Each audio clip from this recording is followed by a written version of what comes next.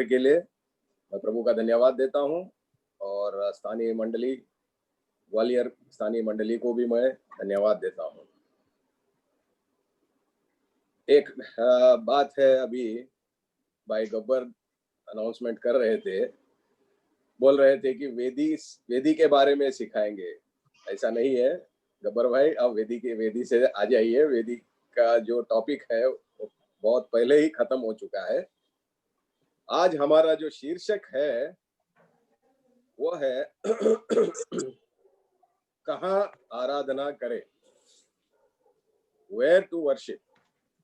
इसके लिए आइए हम चलते हैं यूहन्ना रचित सुसमाचार 4 अध्याय 19 से लेकर 24 तक। कोई भाई पढ़ने में मदद करे। और थोड़ी देर रह गई है कि फिर संसार मुझे ना देखेगा, परंतु तुम मुझे देखोगे, इसलिए मैं जीवित हूँ, तुम भी जीवित रहोगे। गलत पढ़ रहे हैं आप। 4 अध्याय यूहन्ना रचित सुसमाचार 4 का 16 से लेकर। स्त्री ने उससे कहा, हे प्रभु, मुझे ज्ञात होता है कि तू भविष्यवक्ता है। सही है क्या? हाँ पढ़िए सर। हाँ बराबर है, ठीक है। हमारे बाप दादों ने इसी पहाड़ पर भजन किया और तुम कहते हो कि वह जगह जहां भजन करना चाहिए यरूशलेम में है। यीशु ने उससे कहा, हे नारी, मेरी बात की प्रतीति कर कि वह समय आता है कि तुम न तो इस पहाड़ पर पिता भजन करोगे, ना यरूशलेम में तुम जिसे नहीं जानते उसका भजन करते हो, और हम जिसे जानते हैं उसका भजन करते हैं, क्योंकि उद्धार यहूदियों में से है। आगे पढ़ना है। 24 तक पढ़िए ब्रदर। यूहन्ना रचित सुसमाचार 4 का 19 से लेकर 24 तक हम पढ़ रहे हैं। परंतु वह समय आता है, वरन अब भी, जिसे सच्चे भक्त पिता का भजन आत्मा और सच्चाई से करेंगे, क्योंकि पिता अपने लिए ऐसे ही भजन करने वालों को ढूंढता है। परमेश्वर आत्मा है, अवश्य कि उसके भजन करने वाले आत्मा और सच्चाई से भजन करें। पढ़ा गया इस वचनांश को परमेश्वर आशीषित करे। एक और बार पूछ रहा हूँ, मेरा आवाज क्लियर सुनाई दे रहा है सभी को? अच्छे आ रहा है, अच्छा आ रहा है। क्योंकि जो रेफरेंस में साफ है, बहुत साफ है। नहीं, रेफरेंस में कंफ्यूजन हो गया था, इसके लिए मैं नहीं ठीक है। अच्छा ठीक है। लगता है उत्तर भारत में, मध्य प्रदेश में काफी ठंड पड़ी हुई है।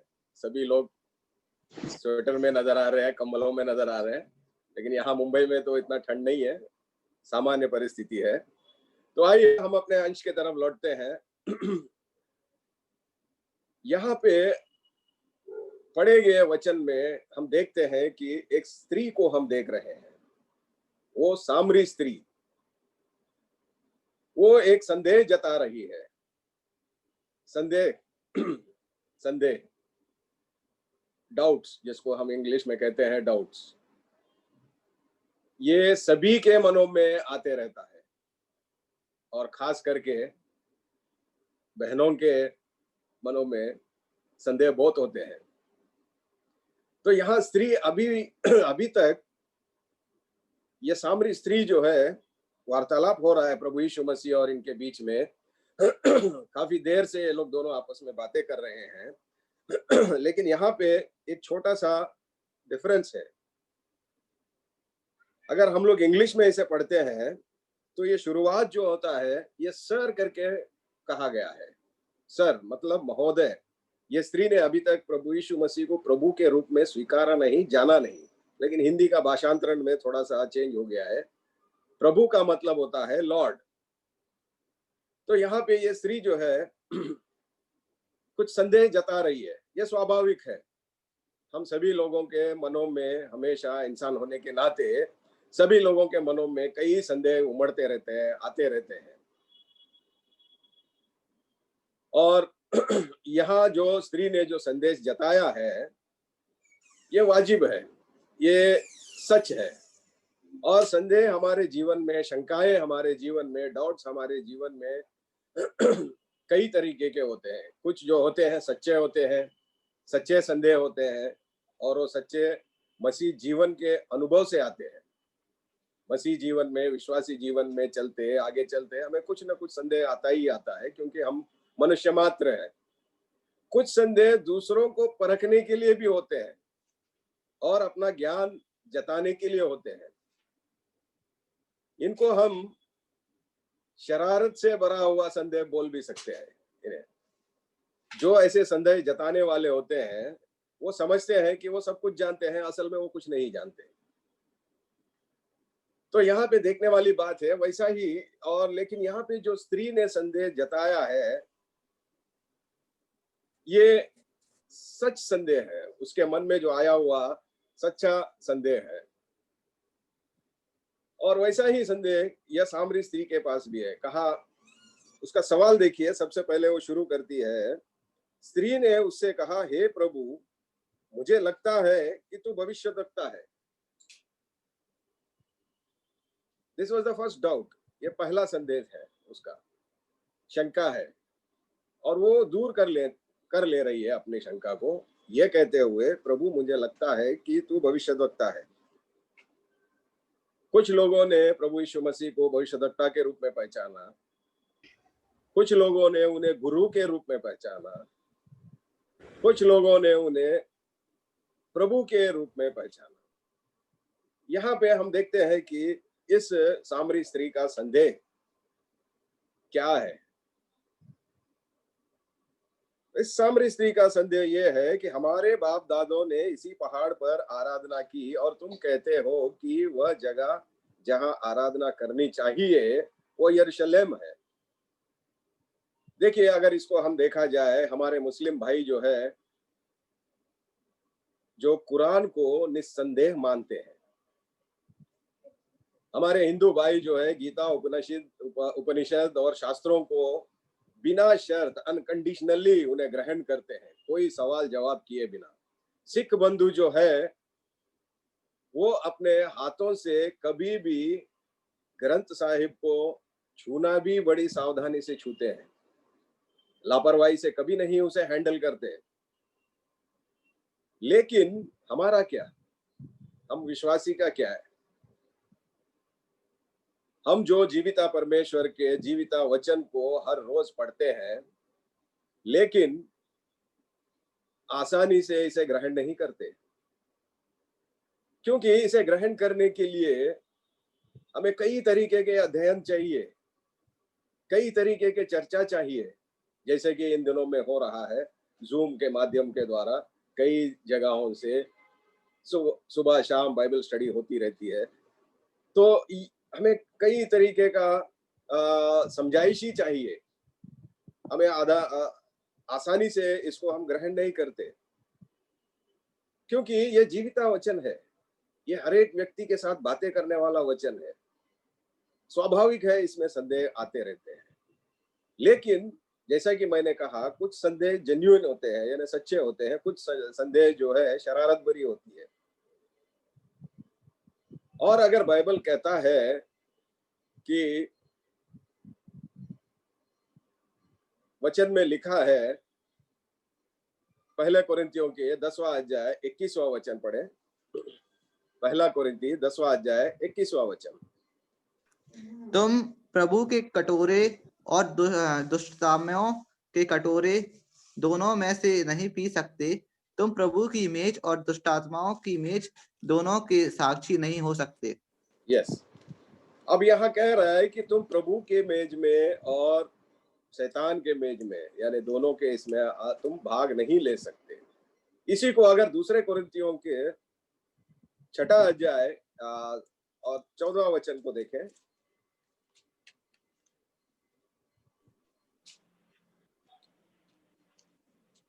दूसरा कोरिन्थियों 6 और 14, हाँ 6 और 14, अविश्वासियों के साथ आसमान के जुए में न जुटो, क्योंकि धार्मिकता और अधर्म का क्या मेलजोल, या ज्योति और अंधकार की क्या संगति।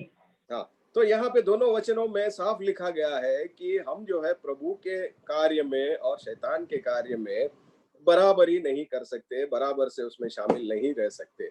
लेकिन कई बार ऐसा होता है कि ये जो साफ साफ लिखा हुआ वचन है, इस पे भी हम चर्चा करना चाहते हैं, ये भी हमें संदेह जताता है। कहने का मतलब ये है कि बाइबल का जो वचन है कई बार एकदम साफ है। जो करो करो, करने के लिए कहा गया, जो ना करो तो उसे ना करने के लिए कहा गया। वहां पे कोई संदेह नहीं, कोई दो राय नहीं, कोई चर्चा नहीं। जब बाइबल में लिखा है तो उसे मानना है। और कई बार ऐसे भी संदेह आते रहते हैं। जब कलीसियाओं में, चर्च में लिखा रहता है कि भाई चप्पलें तुम बाहर छोड़ के आओ, उसमें भी कुछ लोगों को आपत्ति होती है, उसमें भी वो चर्चा जताना चाहते हैं, उसमें भी वो आपसी समझाइशी देना चाहते हैं। तो कहने का मतलब ये है कि कई बार संदेह जताने हम अपना ज्ञान की प्रदर्शन करने लग जाते हैं।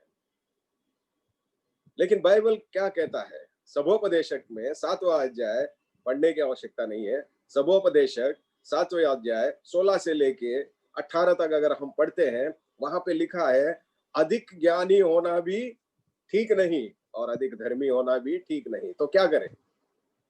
ज्ञान को ना प्राप्त करें? उसका जवाब जो है रोमियो के पत्री 12वां अध्याय 3 से लेके 21 तक हम देख सकते हैं। वहां पे रोमियो की पत्री 12वां अध्याय 3 से लेके 21 तक, वहां पे उस भाग को अगर हम 2 हिस्सों में बांट देते हैं, 3 से लेके 8 तक जो है आत्मीयता के कार्यों के बारे में बताया गया है। और प्रभु आत्मीयता के फलों को लेकर प्रभु की सेवा करना। और दूसरा जो 9 से लेके 21 तक जो लिखा गया है, वो बात को अगर हम देखते हैं, एक मसीह विश्वासी कैसे बर्ताव कर सकता है, इसके बारे में भाई रोब जो है क्लासेस अच्छे चला रहे हैं, वो ले रहे हैं। कई बार हम लोगों ने इसमें शामिल भी हुए हैं। तो वहां पे लिखा है इस तरीके से।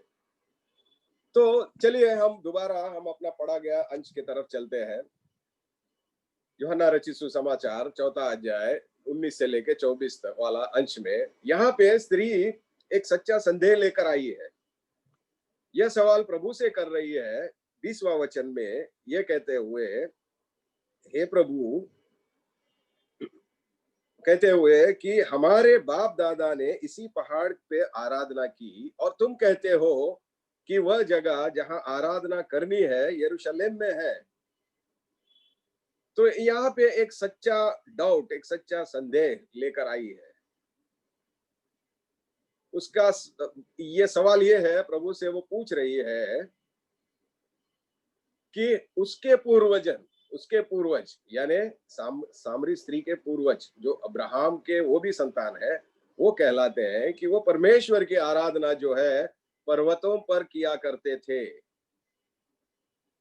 एक सामरी स्त्री होने के नाते, एक अब्राहम के संतान के से जुड़ी हुई स्त्री होने के नाते वो पूछ रही है कि हमें तो हमारे बाप दादाओं ने पहाड़ पे, पर्वतों के ऊंचे शिखरों पर आराधना करने के लिए कहा गया है, और तुम यानी प्रभु यीशु मसीह से कह रही है, तुम जो यहूदी हो, तुम कहते हो कि प्रभु की आराधना यरूशलेम में, और प्रभु की आराधना जो यरूशलेम के मंदिरों में करना है। वहां के बड़े, वहां के जो फरीसी, वहां के जो याजक, ये कहते थे, अगुए कहते थे यरूशलेम में मंदिरों में और वहां पे आराधना करना है। तो करना कहाँ है? अब यहाँ पे देखा जाए, हम हमारे आधुनिक जमाने में भी देखा जाए, हिंदू भाई कहते हैं भगवान नदी, पर्वत, पहाड़, पेड़ और हर वो दिखने वाली वस्तु जाति में है। मुस्लिम भाई कहते हैं कि अल्लाह मस्जिद में है, मक्का में है, मदीना में है। सामरी स्त्री समझती है या सामरी वो लोग समझते थे कि ऊंची चोटी पे आराधना करने से प्रभु के निकट से हम आराधना कर सकते हैं। यहूदी समझते थे परमेश्वर मंदिरों में बसा हुआ है, सभागृहों में बसा हुआ है। तो इन सवालों का, इन संदेह का प्रभु यीशु मसीह का जवाब देखिए क्या है। 21वां वचन से लेकर 23 वचन तक यीशु ने उससे कहा, हे नारी, मेरी बात का विश्वास कर कि वह समय आता है कि तुम ना तो इस पहाड़ पर पिता की आराधना करोगे, यानी तुम्हारे बाप दादा ने जो बताया है, ना उस स्थान पे तुम आराधना करोगे, ना जो याजक महायाजक तुम्हें बताते हैं, फारिसी बताते हैं, ना यरूशलेम में करोगे। तो कहाँ करोगे तुम जिसे नहीं, कहाँ करोगे? वो कहते हैं 23वां वचन, परंतु वह समय आता है, वरन अभी आ चुका है, जिसमें सच्चे भक्त पिता की आराधना आत्मा और सच्चाई से करेंगे, क्योंकि पिता अपने लिए ऐसे ही आराधकों को ढूंढता है। ये प्रभु का जवाब है। आराधना का समय, स्थान यहां है। प्रभु का वचन प्रेरित पौलुस के द्वारा हमें बताता है कहाँ है वो। पहला कोरिन्थी 3 अध्याय 16वां वचन पढ़े भाई। पहला कोरिन्थी 3 अध्याय 16वां वचन।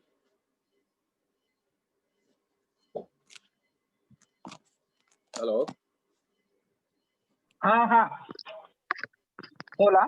क्या क्या तुम क्या नहीं तुम जानते नहीं कि जानते तुम परमेश्वर का मंदिर हो और क्या तुम परमेश्वर नहीं का क्या तुम नहीं जानते कि तुम परमेश्वर का मंदिर हो और परमेश्वर का मंदिर हो और परमेश्वर का आत्मा तुम में वास करता है। परमेश्वर का आत्मा तुम में वास करता है। तो ये वचन प्रभु यीशु मसीह यहाँ पे यूहन्ना रचित सुसमाचार में खुलासा कर दिया था, बता दिया था। उस वचन को और स्पष्ट रूप से प्रेरित पौलुस के द्वारा हमें बता रहे हैं। बड़े बड़े भवन निर्माणों में प्रभु वास नहीं करता, बड़े ऊंचे पर्वत के शिखरों पर नहीं, गहरे समुद्र के में नहीं, वहां पे प्रभु नहीं मिलेगा, वहां पे प्रभु वास नहीं करता।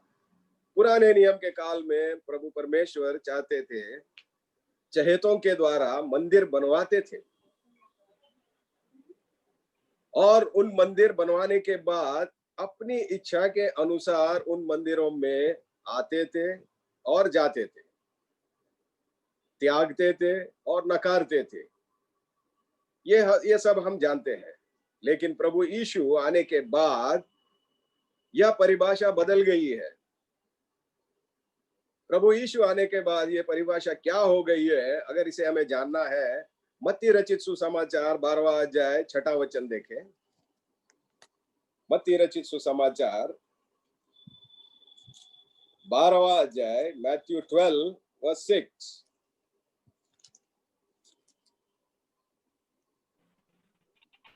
12वां अध्याय 6वां वचन, 6 आयत। पर मैं तुमसे कहता हूं कि यहाँ वे हैं जो मंदिर से भी बड़ा है। वो कहता है, प्रभु यीशु मसीह कह रहे हैं कि यहाँ वो है, वो व्यक्ति खड़ा है तुम्हारे सामने जो मंदिर से भी बड़ा है।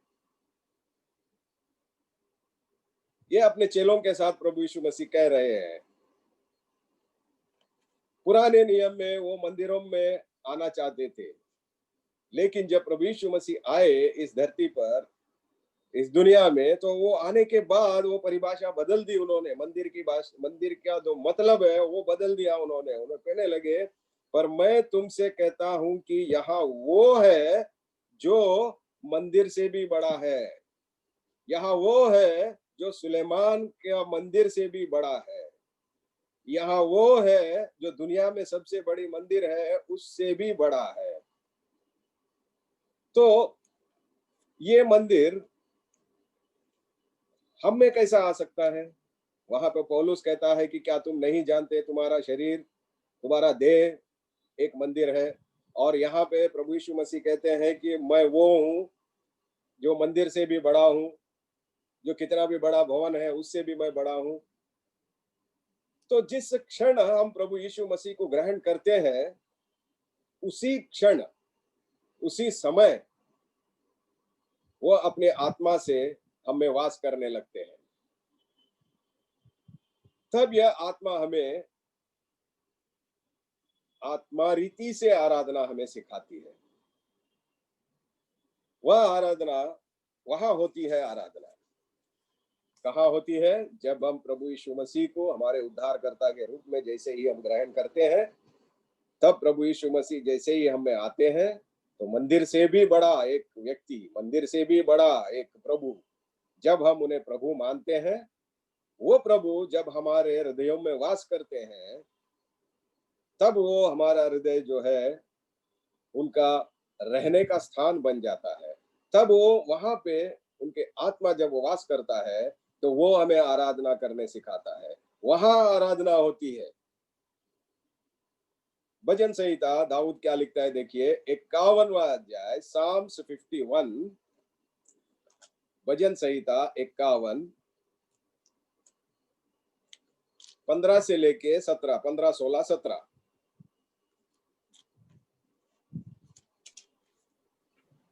लगता है भाई लोगों को ठंड बहुत लग गई है। कोई हे मेरे प्रभु, मेरा मुंह खोल दे, तब मैं तेरा गुणानुवाद कर सकूंगा, क्योंकि तू मेल बलि से प्रसन्न नहीं होता, नहीं तो मैं देता। होम बलि से भी तू प्रसन्न नहीं होता। टूटा मन परमेश्वर की योग्य बलिदान है। हे परमेश्वर, तू टूटे और पिसे हुए मन को तुच्छ नहीं जानता। यहाँ पे पहला तो उन्होंने स्थान बता दिया वचन के जरिए कि तुम्हारा देह परमेश्वर का मंदिर है, तुम्हारा देह परमेश्वर के आराधना करने का स्थान है, और वहां पे प्रभु यीशु मसीह वास करते हैं। वो जब वो वास करते हैं तो आत्मा और सच्चाई से हम आराधना करते हैं। तो जब हम आत्मा, उनकी आत्मा में जब वास करता है, तो हमारा आराधना कैसा रहती है, वो यहाँ पे भजन लिखने वाला लिख रहा है। प्रभु यीशु मसीह वो बात कहने के बहुत ही पहले क्या कह रहा है देखिए, टूटा मन परमेश्वर के योग्य बलिदान है। हे परमेश्वर तू सॉरी हे प्रभु, मेरा मुंह खोल दे, तब मैं तेरा गुण अनुवाद करूंगा। आराधना कैसी होती है? मुंह खोलने से, मुंह खोल के आराधना करना चाहिए। गुण अनुवाद हमें मुंह खोल के होती है, मुंह बंद करके कभी आराधना नहीं होती है। स्तुति प्रशंसा मुंह खोल के नहीं होती है। तेरा गुण अनुवाद करने के लिए हमें गीतों के जरिए, जैसे कितने सुंदर से बच्चे बड़े बड़े प्यारे गीत गाते हैं, ऐसा मुंह खोल के मासूम बच्चे जैसा उनकी तरह हमें आराधना करनी चाहिए। मासूमियत होनी चाहिए आराधना में। तो वहां लिख रहा है, क्योंकि तू मेल बलि से प्रसन्न नहीं होता, नहीं तो मैं देता हूँ। राजा है, कुछ भी दे सकता था वो। होम बलि से तू प्रसन्न नहीं होता, नहीं तो मैं वो भी देता। टूटा मन, तू चाहता क्या है? टूटा मन परमेश्वर के योग्य बलिदान है। हे परमेश्वर, तू टूटे और पिसे हुए मन को तुच्छ नहीं जानता। तो यहाँ हम देखते हैं इस आराधना में हम उनको क्या दे सकते हैं। जब प्रभु हमें वास करते हैं तो हम उनको क्या दे सकते हैं? उनको हम स्तुति रूपी बलिदान, स्तुतियां, दंडवत करना, गुणानुवाद करना, वो हम देते हैं। इसके अलावा कई जगह पे ऐसा होता है, आपने पढ़ा भी होगा, कुछ लोग इस आराधना के लिए ये वचन का सहारा लेके, कुछ ज्ञानी लोग क्या करते हैं मालूम है?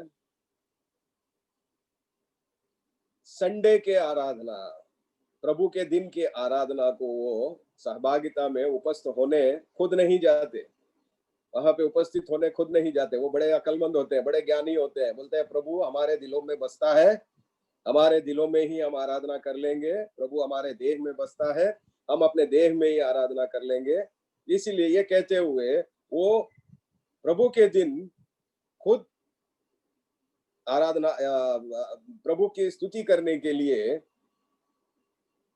कलीसिया में नहीं जाते। वो क्या करते हैं? बच्चों के हाथ में कुछ दान पैसे दे देते हैं, बोलते हैं बेटा बेटी जाके दान पेटी में डाल दे, और खुद नहीं आते। कलीसिया में आराधना नहीं होती। एक चीज मैं बताता हूँ, वहां संगति होती है, वहां सहभागिता होती है। सच्ची आराधना जो है वो प्रभु बता रहे हैं।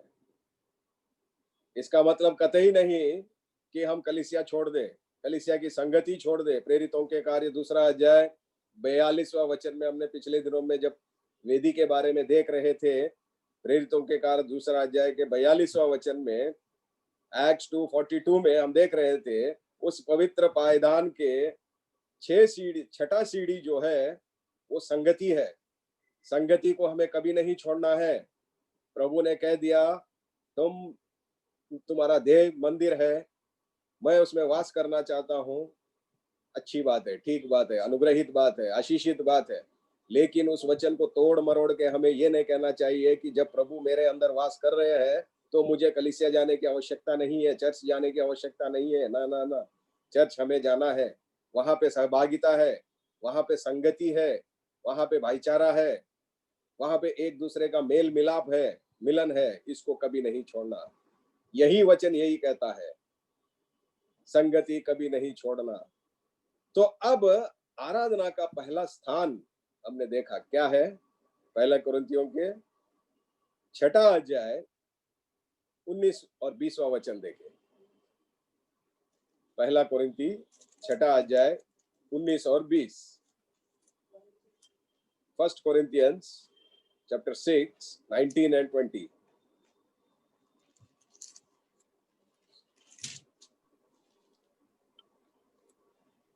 बढ़िया भाई लोग। छठवां अध्याय 19 और 20 भाई। ओके। क्या तुम नहीं जानते कि तुम्हारी देह पवित्र आत्मा का मंदिर है जो तुम में बसा हुआ है और तुम्हें परमेश्वर की ओर से मिला है, और तुम अपने नहीं हो क्योंकि दाम देकर मोल लिए गए हो, इसलिए अपनी देह के द्वारा परमेश्वर की महिमा करो। हाँ, देखिए यहाँ पे 2 वचन दिए गए, इतने अनमोल वचन है। कहा जाता है क्या तुम नहीं जानते। There is a question mark, एक क्वेश्चन मार्क है, सवाल है हर एक से कि क्या तुम नहीं जानते तुम्हारा देह पवित्र आत्मा का मंदिर है जो तुम में बसा हुआ है और तुम्हें परमेश्वर की ओर से मिला है। जो तुम में, ठीक से पढ़ेंगे तो देखिए, जो तुम में बसा हुआ है और तुम्हें परमेश्वर की ओर से मिला है। क्या हम में बसा हुआ है? प्रभु यीशु मसीह हम में बसा हुआ है। वे कहां से आए हैं? वे परमेश्वर के द्वारा हमें दिए गए हैं। तो इसके बाद क्या होता है वो बताते हैं, उनका मालिकाना हक भी हमारा वहीं पे छीना जा रहा है। हम मालिक नहीं है हमारे देह के। जब प्रभु यीशु मसीह हम में वास करते हैं तो हमारा मालिकाना हक इस शरीर का खो चुके हैं हम। वो मालिकाना हक जो है वो केवल प्रभु का है। होने के बाद कहते हैं कि तुम अपने नहीं हो, you no longer belong to yourselves. क्योंकि एक घर लेना है हमें। हमें मुफ्त में कोई घर नहीं देगा, दान में नहीं देगा कोई भी। उसे खरीदना है अगर उसमें रहना है तो। हम मोल चुकाते हैं। इसी रीति से प्रभु यीशु मसीह ने हमें खरीदने के लिए कुछ मोल चुकाया है।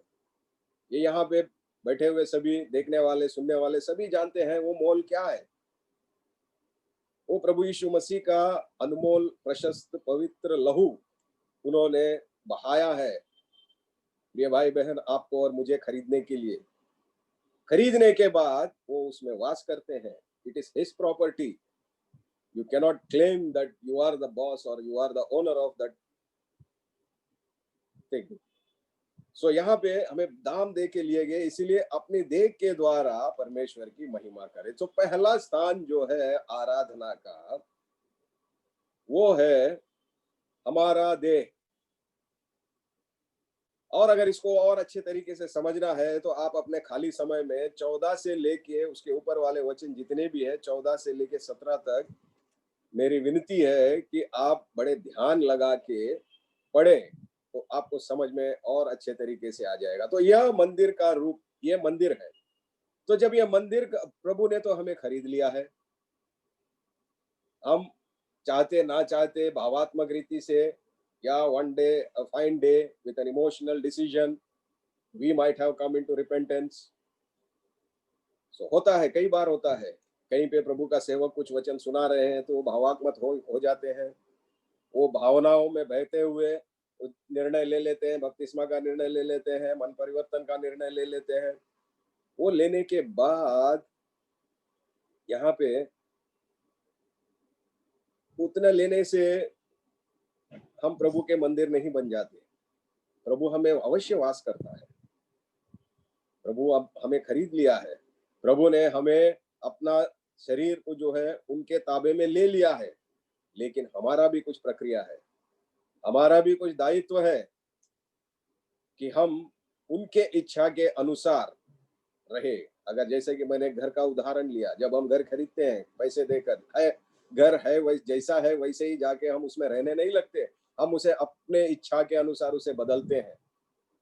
हमें जैसा चाहिए, जैसा हम उसमें रहना चाहते हैं, उस तरीके से हम उस घर को बदलना चाहते हैं। तो बदलने के लिए अगर वो घर कहेगा नहीं मैं ऐसा ही रहूंगा, तुम मुझे बदलने की जरूरत नहीं है, तो वहां पे काम नहीं चलेगा। तो मालिक क्या कहेगा, या तो मुझे अनुमति दो, नहीं तो मैं इसे नाश करके दोबारा बना लूंगा। तो इसी रीति से यह मंदिर का रूप लेने के लिए, जहां पे प्रभु वास करते हैं, प्रभु का घर बनने के लिए हमें क्या करना है? पहले शरीर प्रभु के मसीह के रूप में परिवर्तित होना है हमें, उनके परमेश्वर के इच्छा के अनुसार, क्योंकि परमेश्वर ने अपने इकलौता पुत्र के बलि देकर आपको और मुझको उनके भवता मंदिर बनने के लिए खरीदा है। तो हमें उनके रूप में परिवर्तित होना है। जब हम यह रूपांतरण हमें हो जाता है, तब वो पाप रहित होगा। उस रूपांतरण में हमें होने के लिए पहले तो हमें पाप रहित बनना है। पाप से जुड़े हुए हैं, हमें पापों को सबको we need to discard everything which is unacceptable and unpleasant to the owner। तो उसे पाप को निकाल के फेंकना है, निंदा रहित होना है, दुनियावी अभिलाषाओं से वंचित हो जाना है, हमें अंदर से बाहर से प्रभु की महिमा के लिए उपयोगी बनना है, प्रभु जैसा पवित्र बनना है, क्योंकि जो मालिक उसमें वास करने आने वाला है वो पवित्र है। अगर उसमें शैतान वास करने आता है तो वो अपवित्र हो जाएगा, क्योंकि वो अशुद्ध है, शैतान अशुद्ध है। क्योंकि पवित्र प्रभु परमेश्वर उसमें वास करने आ रहे हैं, तो हमें जो है हमारा घर या हमारा देह को पवित्र बनना है। हमारी स्थिति कैसी है? प्रभु ने जब हमें खरीदा था तो हमारी स्थिति कैसी है? उनके आराधना का स्थान बनाने के लिए हमारी स्थिति कैसी है, इसको थोड़ा सा हम जानने के लिए यशायाह के किताब 66वां अध्याय पहला वचन पढ़े। यशायाह की किताब 66 पहला वचन, book of Isaiah chapter 66 verse 1। यहोवा यूं कहता है, आकाश मेरा सिंहासन और पृथ्वी मेरे चरणों की चौकी है। तुम मेरे लिए कैसा भवन बनाओगे और मेरे विश्राम का कौन सा स्थान होगा? तो देखिए हमारा स्थिति क्या है। हमारे स्थिति ऐसा है, उसमें वास करने वाला जो मालिक है उसकी महिमा देखिए वो क्या है। आकाश मेरा सिंहासन है और पृथ्वी मेरे चरणों की चौकी है। तुम मेरे लिए कैसा भवन बनाओगे और मेरे विश्राम का कौन सा स्थान रहेगा? देखिए इतना महान विशालकाय परमेश्वर हमारे बनाए हुए मंदिरों में रहेगा, हमारे बनाया हुआ चर्चों में रहेगा, हमारा बनाया हुआ कलीसियाओं में रहेगा।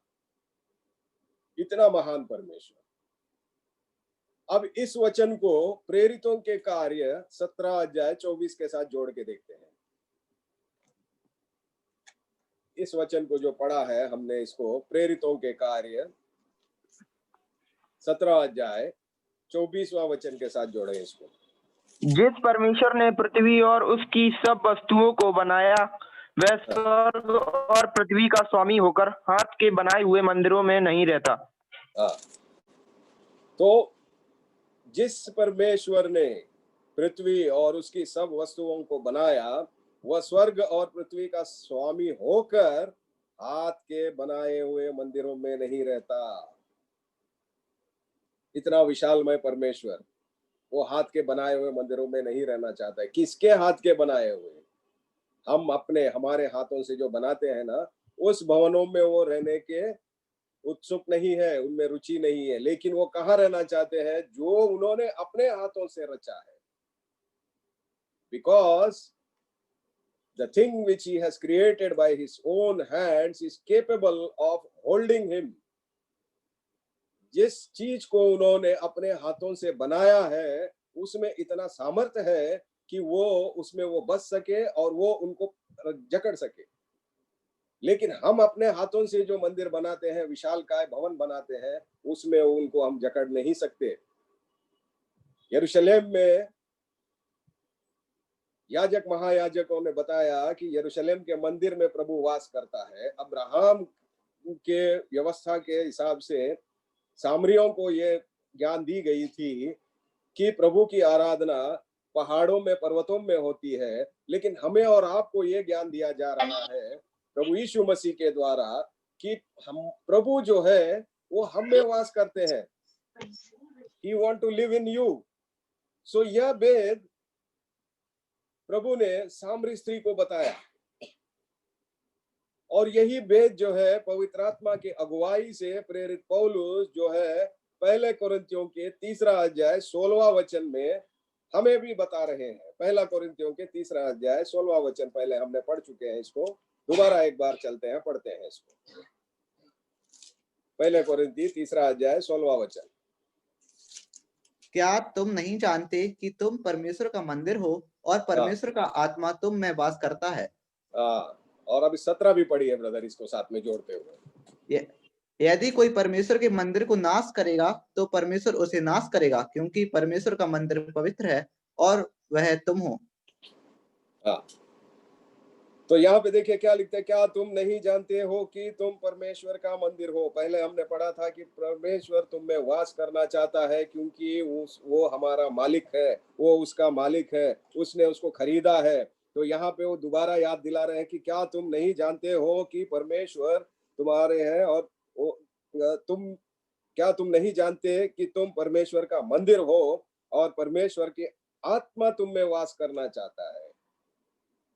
प्रभु खुद वास करना चाहते हैं, प्रभु की आत्मा हमें वास करना चाहता है, लेकिन अगर ये वास करने के स्थान में, ये रहने के स्थान में अगर कोई रुकावट आती है उनको, हमें तो कोई रुकावट नहीं आएगी, लेकिन अगर उनको रहने के लिए कोई रुकावट आती है, 17 वचन देखिए क्या चेतावनी दे रहे हैं वो, पढ़िए भाई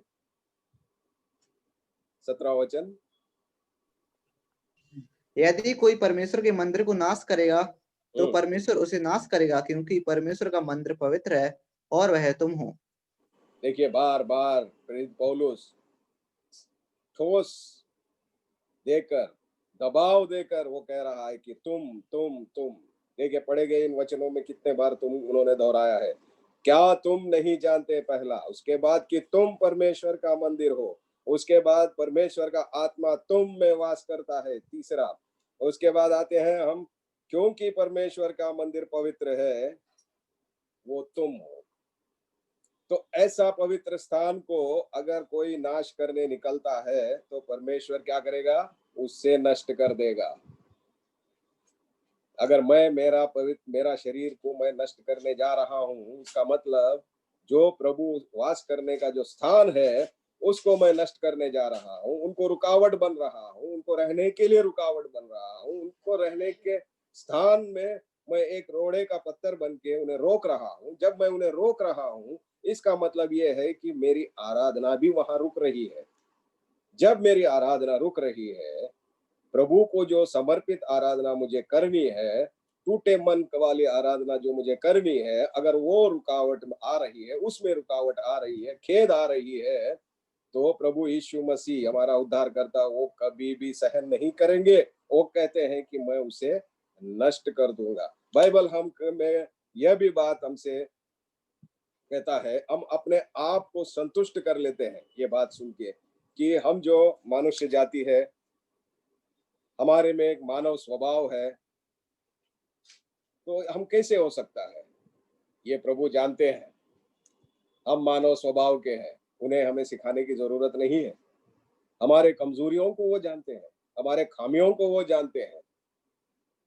तो ये जानते हुए ही हमें एक विकल्प दिया है, वो ये है हमें निरंतर इस शरीर को शुद्ध करते रहना है, प्रभु के ग्रहण योग्य बनाते रहना है।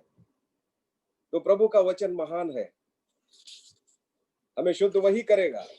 हमें कोई दुनिया के साबुन या दुनिया के शैम्पू से वो शुद्ध नहीं होता, लेकिन प्रभु ने हमें दिया है शुद्ध करने के लिए। एक अच्छा डिटर्जेंट दिया है, एक अच्छा क्लीनिंग एजेंट दिया है, वो है प्रभु परमेश्वर का वचन। यशायाह की किताब में वापस चले हम। यशायाह की किताब पहला अध्याय 6वां वचन को देखिए।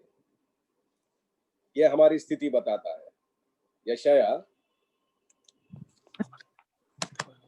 6वां अध्याय नख से सिर तक कहीं भी कुछ आरोग्यता नहीं, केवल पहला अध्याय चोट 6वां और वचन। या नख से सिर तक कहीं भी कुछ आरोग्यता नहीं, केवल चोट और कोड़े की मार के चिन्ह और सड़े हुए घाव हैं, जो ना दबाए गए, ना बांधे गए, ना नरमाए गए। हाँ, तो ये है मनुष्य की स्थिति। शरीर पूरा सड़ चुका है, घाव ही घाव है, बीमारियां ही बीमारियां है। तो ऐसे रोग ग्रसित, ऐसे बीमार ग्रसित शरीर में प्रभु रहना चाहता है। इसका समाधान देके, अगर ऐसा सड़ा हुआ ये है, इतना खराब शरीर है, तो इसका समाधान देके 16 से लेके 18वां वचन, इसी यशायाह की किताब पहला अध्याय का 16, 17, 18। अपने को धोकर करो। हाँ, मेरी आंखों में सामने से अपने बुरे कामों को दूर करो। भविष्य में बुराई करना छोड़ दो, भलाई करना सीखो, यत्न से न्याय करो, उपद्रवी को सुधारो, अनाथ का न्याय चुकाओ, विधवा का मुकदमा लड़ो। यहोवा यूं कहता है, आओ हम वापस से वाद विवाद करें। तुम्हारे पाप चाहे लाल रंग के हो तो भी मैं हिम की नाई उज्जवल हो जाएंगे, और चाहे अर्गवानी रंग के हो तो भी वे ऊन के समान श्वेत हो जाएंगे। प्रभु के नाम की स्तुति हो।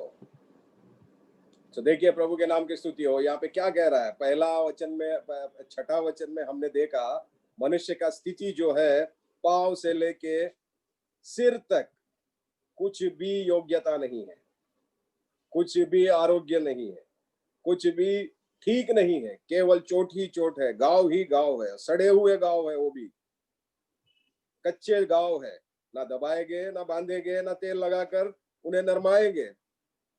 ऐसा शरीर को उनके योग्य बनाने के लिए वो समाधान भी हमें दे रहे हैं। वो 16वां वचन में कहते हैं कि अपने घाव को धोकर पवित्र करो, मेरी आंखों के सामने से अपने बुरे कामों को दूर करो, भविष्य में बुराई करना छोड़ दो। अब तक करके आए, मुझे रहने के योग्य नहीं बनाया ये स्थान को आपने, लेकिन अब क्या है? भविष्य में ऐसा काम करना छोड़ दो, भलाई करना सीखो, यत्न न्याय करो, उपद्रवी को सुधारो, अनाथ का न्याय चुकाओ, विधवा का मुकदमा लड़ो। यहोवा कहता है, आओ हम आपस में वाद विवाद करें।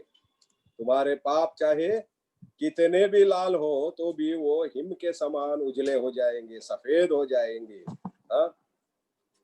और कितने भी अर्गवनी रंग के हो, अर्गवनी मतलब क्या है कि लाल, उसका सुर्ख, लाल से भी आगे जो लाल होता है उसको कहा जा सकता है, तो उसको भी वो हिम के श्वेत के समान करने के लिए योग्यता या सामर्थ्य रखते हैं, क्योंकि उनको अपना घर बनाना है, क्योंकि वो जगह जो है अपना रहन स्थान बनाना है, क्योंकि वहां पे उनको आराधना करवाना है। भजन संहिता 51 दूसरा वचन देखें। भजन संहिता का 51 दूसरा वचन, Psalms 51 वर्स 2। मुझे भली भांति धोकर मेरा अधर्म दूर कर और मेरा पाप छुड़ाकर मुझे शुद्ध कर। हाँ, यहाँ पे खुद धो लो कहा है। यशायाह की किताब में खुद धो लो कहा है, अपने आप को धो लो कहा है, लेकिन भजन लिखने वाला क्या कहता है कि प्रभु को समर्पित कर देता है। यानी प्रभु को समर्पित करना मतलब वचन के हवाले करना अपने आप को, ये कहते हुए कि मुझे धोकर भली भांति तुम्हारे योग्य बना लो। तो यहाँ पे उसके अनुसार हम अपने आप को उनका रहने का स्थान बनाना है। यही है आराधना की सही जगह। यही आराधना सही जगह करनी है। वो सही जगह है, हमने देखा था, ना पहाड़ों पे है ना मंदिरों में है। कहाँ है वो हमारे देह में है। तो और इसे संभाल के रखना है हमें। तो आइए दोबारा हम वहां पे चलते हैं, यूहन्ना रचित सुसमाचार में 4 अध्याय का 17 वचन देखिए, उसमें क्या कहता है। नहीं सॉरी, 1 कोरिन्थी 3 अध्याय 16 वचन में हमने दोबारा चलते हैं वहां पे। तो 17 वचन में वो कहते हैं कि जो भी इसको नष्ट करेगा वो प्रभु उसको नष्ट करेगा, यानी प्रभु अपना घर खराब करने वाले को बख्शेगा नहीं। तो ईश्वर को ढूंढने हमें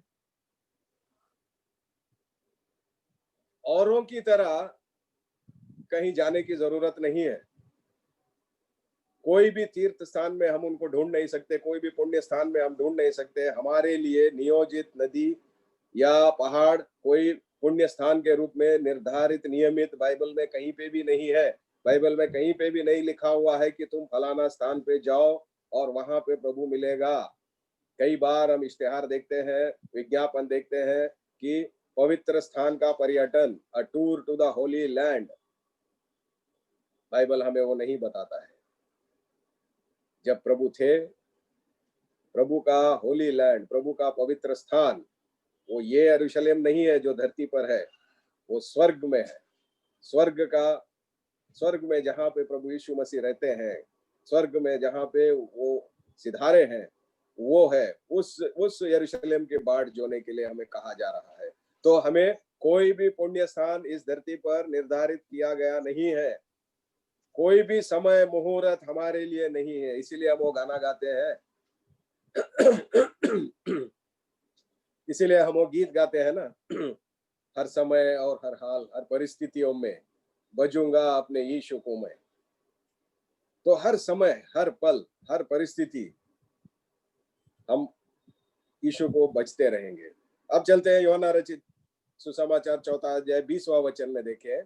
वो कहता है वहां पे 20 में, वो स्त्री का जो सवाल है, हमारे बाप दादा ने इसी पहाड़ पर आराधना की और तुम कहते हो कि वह जगह जहां आराधना करनी चाहिए वो यरूशलेम में है। वही सामरी स्त्री वाला प्रश्न हमारे पूर्वज, आज हम भी कर सकते हैं। हमारे पूर्वज पहाड़ों में, पर्वतों में इबादत करते थे। तुम कहते हो कि ईश्वर यरूशलेम में है, मंदिरों में है, मस्जिद में है। प्रभु का जवाब और प्रभु का वचन हमने देख लिया 22वां वचन में। वो किसको ताल्लुक रखते हुए कह रहे हैं, किसको कनेक्ट करते हुए कह रहे हैं। 1 कोरिन्थी 3 अध्याय 16 में हमने देखा कि वो हमारा देह में वास करना चाहते हैं। वो ये कहते हैं, फिर दोहराना है, कलीसिया जाना बंद नहीं करना। मैं दोबारा दोहराता हूँ, प्रभु ने कह दिया कि मैं तुम्हारे शरीर में वास करूंगा, तुम्हारे देह में वास करूंगा। तुम्हारा देह आराधना का स्थान है। इसका मतलब ये नहीं कि मैं कलीसिया जाना छोड़ दूं। कलीसिया में, मैं दोबारा दोहराता हूँ, कलीसिया जाना बंद नहीं करना चाहिए। वहां पे संगति है, भाईचारा है, प्रभु का वचन का भोजन मिलता है वहां पे। गलतियों के पत्री 6 अध्याय 3 वचन, गलतियों की पत्री 6 अध्याय, गलेशियंस 6। तुम एक दूसरे के भार उठाओ और इस प्रकार मसीह की व्यवस्था को पूरी करो। कहाँ पे जाके हम एक दूसरे के भार उठाएंगे? कलीसिया में जाके। इसीलिए संगति में रहते हैं तो हम एक दूसरे के भार उठा सकते हैं। संगति में रहते हैं तो एक दूसरे से हम सीख सकते हैं। संगति में रहते हैं तो सहभागिता में हम रहेंगे, एक दूसरे के भार उठाएंगे और मसीह के व्यवस्था को हम पूरी कर सकेंगे। क्योंकि यदि कोई कुछ ना होने पर भी अपने आप को कुछ समझता है तो अपने आप को धोखा देता है।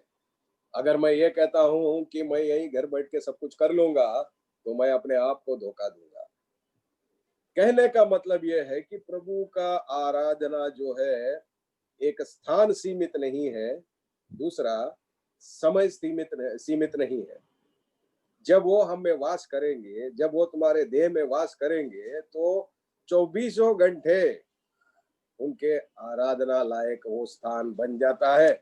तो इसका कहने का मतलब यह है कि हमें प्रभु की आराधना करने के लिए हमें अपना देह को जो है वो तैयार रखना है।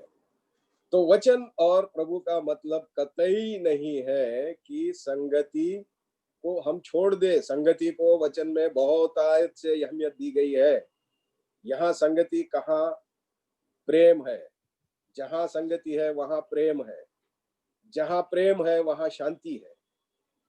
जब प्रभु कहता है कि सच्ची आराधना आत्मा में होनी चाहिए, मतलब प्रभु का वास करना है वहां पे, प्रभु का स्थान वो बनना है वहां पे। यहाँ ये है पहला स्थान। और दूसरा स्थान हम देखते हैं कि प्रभु वहां वास करते हैं तो उनमें क्या रहेगा? उनमें शांति रहेगा। उसके शांति को देखते हैं। कहाँ शांति रहेगा? देह में तो वास कर रहे हैं, ठीक है। अब दूसरा स्थान हम देखेंगे, जब प्रभु हमारे देह में वास करेंगे तो मन में उनका शांति रहेगा, यानी मन में शांति। मतलब जब मन में शांति हो तो वो चेहरे पे प्रकट हो जाता है। दूसरा भाईचारा देखेंगे हम, मतलब बर्ताव से हमें झलकेगा। हमारे बर्ताव से झलक जाता है कि हमारे अंदर क्या है। तीसरा हम देखते हैं प्रोत्साहन। आराधना का दूसरा स्थान मन है, सोल, हार्ट, हृदय। पहला स्थान देह है, दूसरा स्थान हृदय है। हृदय में से प्रोत्साहन निकलेगा। हृदय में कठोरता, हृदय में द्वेष, क्लेश, दुश्मनी रख के बाहर प्रोत्साहन नहीं निकल पाता। वो पता चल जाता है। सो एक दूसरे के प्रति प्रेम दिखाई देना, ये होता है मन का प्रेम। तो हमारे हृदयों में प्रभु अपनी आत्मा को रखना चाहते हैं। देह के द्वारा वो खुद रहना चाहते हैं। मनों में वो हमारे मनों को बदल के वो अपनी आत्मा रखना चाहते हैं। वे कभी भी हमसे अलग नहीं होना चाहते। तो हमारे हृदयों को प्रभु ने अपने आत्मा का स्थान बना लिया है हमेशा के लिए। This is not a temporal, this is for eternity, this is forever. एफिसियों के पत्र पहला अध्याय, लेटर टू एफिशियंस, एफिसियों की पत्री पहला अध्याय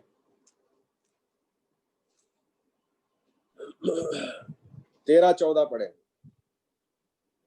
और उसी में तुम पर भी, जब तुमने सत्य का वचन सुना, जो तुम्हारे उद्धार का सुसमाचार है, और जिस पर तुमने विश्वास किया, प्रतिज्ञा किए हुए पवित्र आत्मा की छाप लगी।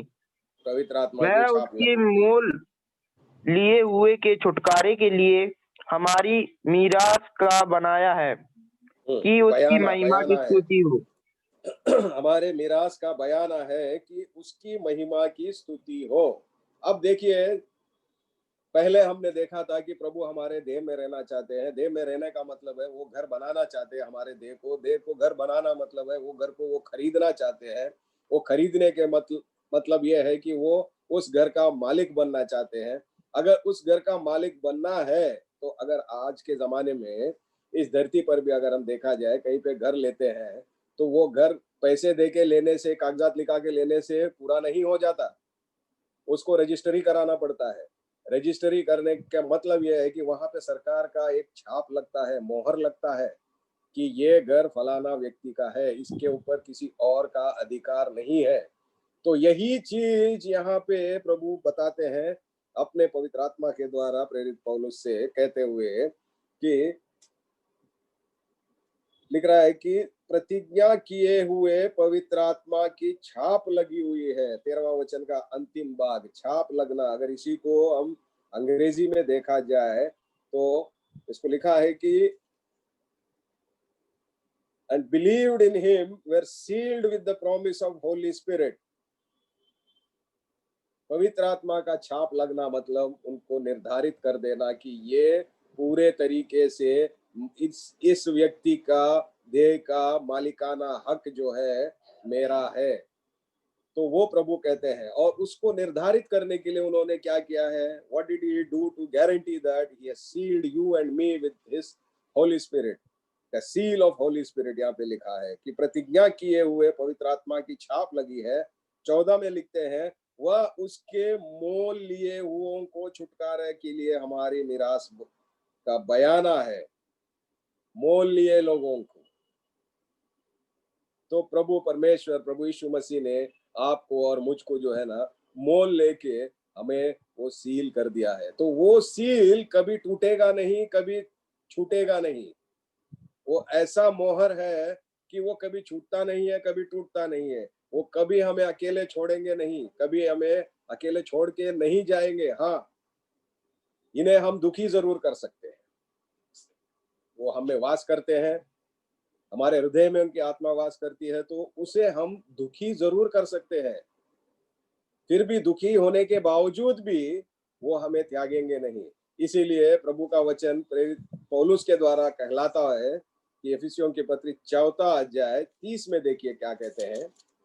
4 इफिसियों की पत्री 4 का 30, Ephesians 4 verse 30। और परमेश्वर के पवित्र आत्मा को शोकित मत करो, जिससे तुम पर छुटकारे के दिन के लिए छाप दी गई है। हाँ, उन्हें हमें, इसका अर्थ क्या है इस वचन का? यानी हम पवित्र आत्मा को दुखी कर सकते हैं। There is every possibility that we, I and you can grieve the Holy Spirit, but still he will not leave you। इब्रानियों के पत्री 13:5 में देखिए, क्या ऐसा करने के बाद भी इब्रानियों के पत्री 13 और 5 में वो क्या कहते हैं? पढ़िए भाई, इब्रानियों के पत्री 13। तुम्हारा स्वभाव लोभ रहित हो और जो तुम्हारे पास है उसी पर संतोष किया करो, क्योंकि उसने आप ही कहा है कि मैं तुझे कभी ना छोड़ूंगा और ना कभी तुझे त्यागूंगा। क्या कहते हैं? मैं ना तुझे कभी छोड़ूंगा, ना मैं तुझे कभी त्यागूंगा। भले तुम मुझे दुखी करो, कोई ये नहीं है। इसका जवाब तुम्हें बाद में मिलेगा। लेकिन तुम मुझे दुखी कर रहे हो, if you are grieving me and my spirit, I am not going to leave you nor forsake you। तो प्रियजनों, सामरी स्त्री पहाड़ों में आराधना करना चाहती थी। यहूदी आराधना मंदिर में करना चाहते हैं, आराधनालयों में, मंदिरों में, यरूशलेम में, वहां वो आराधना करना चाहते हैं। हमारे मुस्लिम भाई जो है मस्जिदों में आराधना करना चाहते हैं। हिंदू जो है, हमारे हिंदू भाई, वो नदी के तट में, गुफा के अंदर, पेड़, प्रकृति और तरह तरह के अपने हाथ से बनाए हुए विकल्पों को ढूंढते हुए उनमें वो परमेश्वर ढूंढ रहे हैं। सिख गुरुद्वारों के जरिए आराधना करना चाहते हैं। आप कहाँ जीविता परमेश्वर को ढूंढ रहे हैं? आप कहाँ पर जीविता परमेश्वर की आराधना करना चाहते हैं? क्या हमारी परिस्थिति भी वचन 22 के समान है? यूहन्ना रचित सुसमाचार में वापस चलते हैं, 4 अध्याय 22वां वचन देखें। क्या हमारी स्थिति भी वैसा है? तुम जिसे नहीं जानते उसकी आराधना करते हो, और हम जिसे जानते हैं उसकी आराधना करते हैं। यहाँ पे प्रभु यीशु मसीह कहता है कि तुम जिसे जानते नहीं हो उसकी आराधना कर रहे हो। हम किसकी आराधना कर रहे हैं? प्रभु ने हमें एक देह दे रखा है, एक आत्मा दे रखा है, दोनों के ऊपर उन्होंने ताबा ले रखा है। अगर वो दोनों के ऊपर ताबा ले रखा है तो हमें आराधना प्रभु यीशु मसीह की ही, प्रभु की ही आराधना हमें करना है। हम वहां ना ढूंढते हुए प्रभु को, या नहीं तो प्रभु से भी आगे किसी को रखते हुए, प्रभु को जो प्राथमिकता देना है उसको अलग करते हुए, क्या हम किसी और चीजों में उन्हें ढूंढ रहे हैं? क्या हम उन्हें हमारी संपत्ति में ढूंढ रहे हैं? क्या हम उन्हें हमारी बढ़ाई में ढूंढ रहे हैं? क्या हम उन्हें कलीसियाओं में ढूंढ रहे हैं? प्रभु कहता है कि सच्चे आराधक, क्या कह रहा है वो, पर 23वां वचन, परंतु वह समय आता है, वरन अभी आ चुका है, कि सच्चे भक्त पिता की आराधना आत्मा और सच्चाई से करेंगे, क्योंकि पिता अपने लिए ऐसे ही आराधकों को ढूंढता है। आज संध्याकाल के समय में सामरी स्त्री हमें वचन के द्वारा पहाड़ों पर आराधना ढूंढ कर रही थी। उसे एक संदेह था कि हे प्रभु, कि सर महोदय, हमारे पूर्वज पहाड़ों पे ढूंढा करते थे, पहाड़ों पे आराधना किया करते थे, तुम यहूदी कहते हो कि आराधनालय यरूशलेम में है, वहां ढूंढो। हमारे इर्द गिर्द भारतवर्ष में कई हमारे जानने वाले हैं, कई हमारे मित्रगण हैं, कई हमारे पड़ोसी हैं, वो अलग अलग जगह पे ढूंढ रहे हैं। तो लेकिन आज हम कहाँ ढूंढ रहे हैं हमारे प्रभु को आराधना करने के लिए? हमारे प्रभु ने हमें दो स्थान दिया है, दो सच्चे स्थान दिए हैं, जो ना कभी खराब होने वाले हैं, जो ना कभी नष्ट होने वाले हैं। एक तो हमारी देह है, जिसकी हमें रक्षा करनी है, क्योंकि वो स्थान में वहां पे प्रभु वास करना चाहता है, वहां से हमारे देह के द्वारा प्रभु अपनी आराधना करवाना चाहता है। दूसरा जो है स्थान है, वो हमारे मन का है, जिसमें वहां वो वास करना चाहते हैं, वास करते हैं जिस समय हम प्रभु को हमारे देह में ग्रहण करते हैं। तो और वो वहां से हटना नहीं चाहते, क्योंकि इसीलिए हटना नहीं चाहते क्योंकि वो हमें मोल ले चुके हैं और हमारा मालिकाना हक उनके पास है। तो जब वो हमारे हृदयों में रहते हैं, तो हम में से वो आराधना जो निकलनी है, वो आत्मा और सच्चाई से निकलनी है, क्योंकि प्रभु सत्य है और प्रभु आत्मा है। इस संध्याकाल के समय में मैं आप लोगों को एक ही सवाल के साथ छोड़ना चाहता हूं कि उन दिनों में उन्होंने पहाड़ियों पे, कलीसियाओं में, मंदिरों में प्रभु को ढूंढा था, आज आप कहाँ ढूंढ रहे हैं? उन दिनों में उनके लिए वो आराधनालय थे, वो आराधना करने के स्थान थे। आज आपके लिए कौन सा आराधना का स्थान है? प्रभु हमारी सभी की सहायता करे, पवित्र आत्मा से हमें चलाए, अगुवाई करे कि हम सच्चे आराधक उनके बने और सच्चे आराधना का जगह हमें ढूंढे। प्रभु के नाम की स्तुति हो। ये अवसर दिया कलीसिया मंडली को मैं हृदयपूर्वक धन्यवाद देता हूँ। जय मसीह। बहुत बहुत धन्यवाद सर, आपने इतना सुमधुर वचन हमारा कलीसिया के विश्वासी गणों को सिखाया। सच में सर, ये हमारी आराधना कैसी होना चाहिए और वो आराधना का जो आपने जो प्रकरण वचन के द्वारा किया, सर बहुत बहुत धन्यवाद। सच में हमारी देह ये परमेश्वर का मंदिर है और इस देह से परमेश्वर हम करना है। यदि इस मंदिर को हम अशुद्ध करेंगे तो ये हमारे हृदय